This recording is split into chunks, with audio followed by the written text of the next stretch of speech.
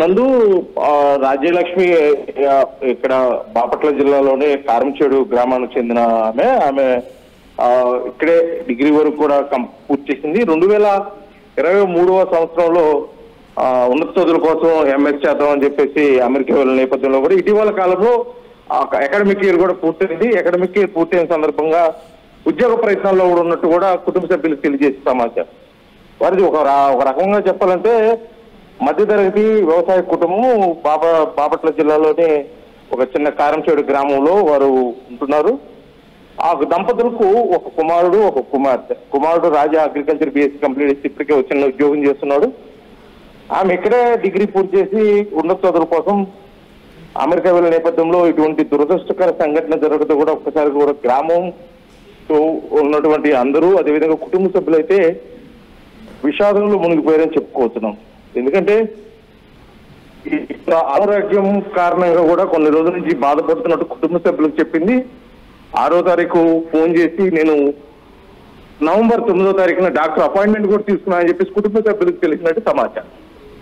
అంటే ఇంకా ఆమె ఆరోగ్య పరిస్థితి ఏ విధంగా ఉంది అని కుటుంబ సభ్యులు ఆలోచిస్తూ వారు బాధపడతారని ఉద్దేశిస్తుంటే ముందుగానే వారి కుటుంబ సభ్యులు కూడా ఆమె తెలియజేసినట్టు ఆరోగ్య విషయం అంతా కుదుటుగా ఉంది, బాగానే ఉంది, నేను నవంబర్ 9వ తారీఖున డాక్టర్స్ కి చూపించుకున్నాను, ఇక్కడ అపాయింట్మెంట్ కూడా తీసుకున్నాను అని చెప్పిన నేపథ్యంలో వారి కుటుంబ సభ్యులు కూడా పెద్దగా ఆందోళన చెందిన పరిస్థితి కనిపిస్తుంది. కాకపోతే ఒక్కసారిగా 6వ తారీఖునే నిద్రపోతున్న సమయంలోనే ఆమె ఎంత పిలిచినా కూడా స్నేహితులు అంటే ఒకే రూమ్ లో ఉన్నారో స్నేహితులు ఎంత పిలిచినా కూడా లేకపోయేసరికి ఆమెని అప్పటిగా వైద్యశాలకు తీసుకెళ్తాం.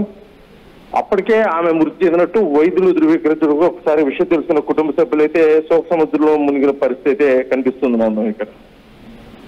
ఎందుకంటే బాపట్ల జిల్లా కారంచేడులో నివసించినటువంటి యార్లగడ్డ రామకృష్ణ నాగమణి దంపతులకు ఉన్నటువంటి ఈమె కుమార్తె ఉన్నత చదువులు చదువుకొని మమ్మల్ని ఈ కష్టాలు అంటే రైతు వారి కష్టాల నుంచి కూడా బయటపడేస్తుంది అని ఒక ఆశతో ఉన్న కుటుంబ సభ్యులకి ఇది పిడుగులాంటి వార్త అని చెప్పుకోవాలి. అదిగాక అల్లారు ముద్దుగా పెంచుకున్నటువంటి ఇక బిడ్డ ఇక లేరు అనే ఒక వార్త వాడిని అయితే దహించి వేస్తుందని చెప్పుకోవాలి నందు.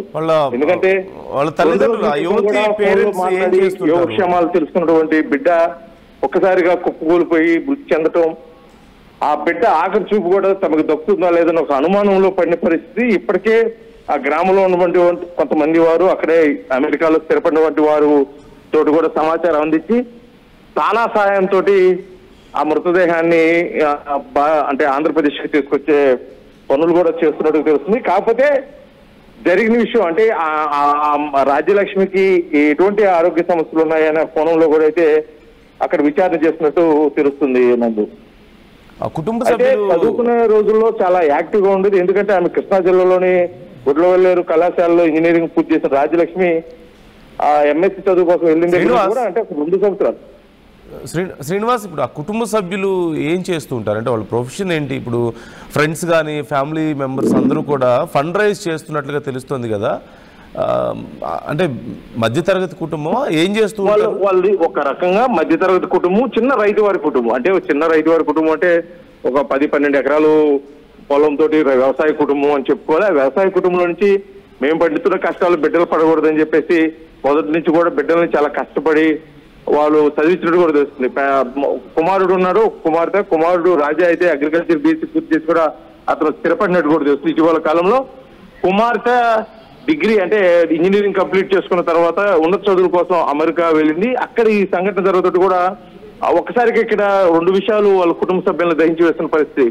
అల్లారు ముద్దుగా పెంచుకున్న బిడ్డ నిన్నటి వరకు కూడా మనతో ఫోన్ లో మాట్లాడింది, కొన్ని రోజుల వరకు కూడా మనతో ఉన్న బిడ్డ ఇక లేరు అనేది కుటుంబ సభ్యులు దహించి వేస్తుంటే ఇప్పుడు అక్కడ అమెరికాలో చనిపోవటం, అమెరికా నుంచి ఆంధ్రప్రదేశ్ కి మృతదేహాన్ని తీసుకురావాలంటే రాజ్యలక్ష్మి మృతదేహాన్ని తీసుకురావాలంటే చాలా పెద్ద ప్రాసెస్ ఉంది. కాబట్టి ఈ ప్రాసెస్ కు మొత్తం తగిన విధంగా వీరి కుటుంబ సభ్యులు సిద్ధంగా ఉన్నారంటే లేరని చెప్పాలి. ఎందుకంటే వాళ్ళ ఆర్థిక పరిస్థితి కానీ వారికి ఉన్న కాంటాక్ట్ కానీ ఏమి తెలియని పరిస్థితి.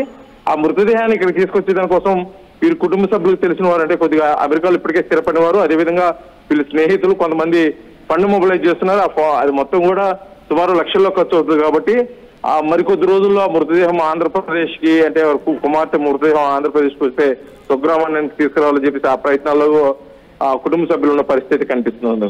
కాబట్టి ఒకే సందర్భంలో 2 విధాలుగా వారిని బాధిస్తున్న అంశము ఈ రాజ్యలక్ష్మి మృతి వార్త. ఒకసారి బిడ్డ అయితే మృతి చెందటం, మరొకసారి ఆ బిడ్డ ఆఖరి చూపులకి నోచుకోలేకపోతామా? ఒకవేళ ఏదైనా అనుకోని సంఘటనలు అమెరికా గవర్నమెంట్ పూర్తి స్థాయిలో సహకరించి ఆ మృతదేహాన్ని, అంటే ఇప్పటికే చనిపోయి ఉన్నారు కాబట్టి ఇన్ టైం లోపలికి పంపిస్తారు, లేకపోతే అక్కడే ఖననం చేసిన సందర్భాలు గతంలో అనేక ఉన్నాయి కాబట్టి వారి కుటుంబ సభ్యులకి ఇది ఒక అనుమానం కూడా కొంత దయచేస్తున్న పరిస్థితి అవుతుంది. మొత్తానికైతే గట్టిగానే తానావులు కానీ అక్కడ ఉన్నటువంటి స్నేహితురాళ్ళు, వారు క్లాస్మేట్స్ మొత్తం కూడా ఫండ్ మొబిలైజ్ చేసి అక్కడ అధికారులతో కూడా చర్చించి మృతదేహాన్ని క్షేమంగా అంటే వాళ్ళ తల్లిదండ్రులకి అందజేయాలి, ఆఖరి చూపుకు వారికి అందించాలనే ఉద్దేశంతో కూడా వాళ్ళ ప్రయత్నాలు చేస్తున్నారు.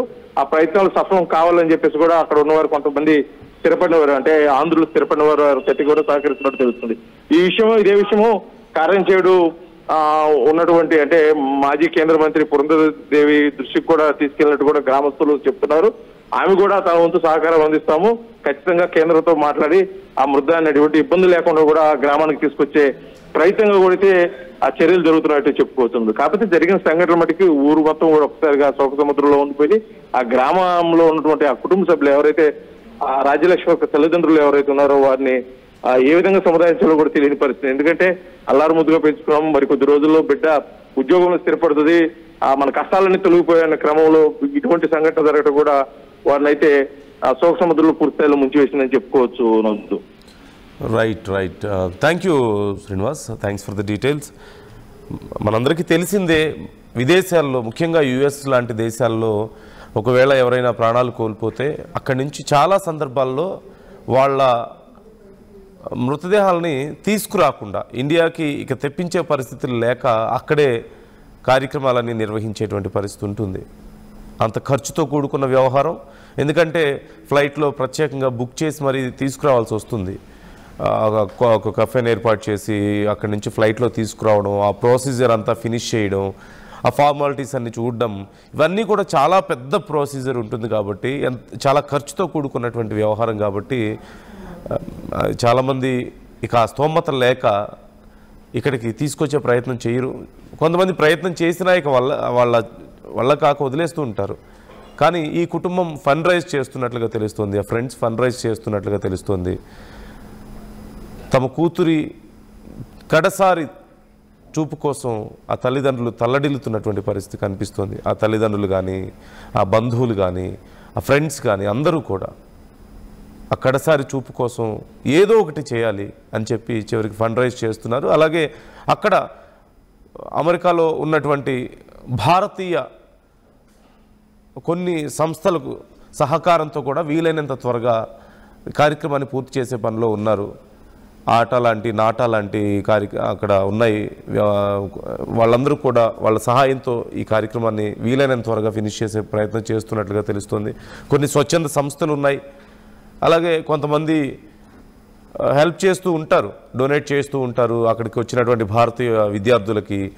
అలాగే అక్కడ ఏదైనా ఉద్యోగాలు అవసరమైనా సరే, ఫినాన్షియల్గా ఏదైనా సపోర్ట్ అవసరమైనా సరే, సో అలాంటి వాళ్ళ త్రూ కూడా ఏదైనా సరే ఏ చిన్న సహకారం దొరికినా సరే తీసుకొని వీలైనంత త్వరగా భారతదేశానికి ఆ యువతి మృతదేహాన్ని తీసుకురావాలనే ప్రయత్నంలో ఉన్నారు.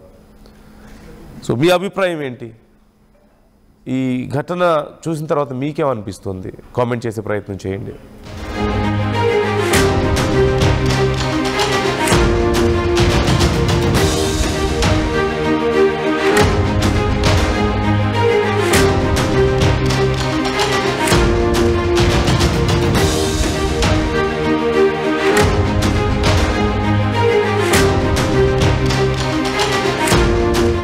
ఇల్లైనా ఫ్యాక్టరీ అయినా క్లినిక్ అయినా రూఫ్ ఉంటే safe. Truzon solar system install చేయండి, బిల్తో పాటు బీపీ తగ్గించండి. నువ్వు సూపర్ స్టార్ అయ్యా. Truzon solar power, super power.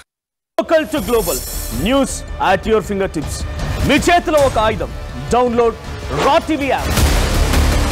Media legend Ravi Prakash is back.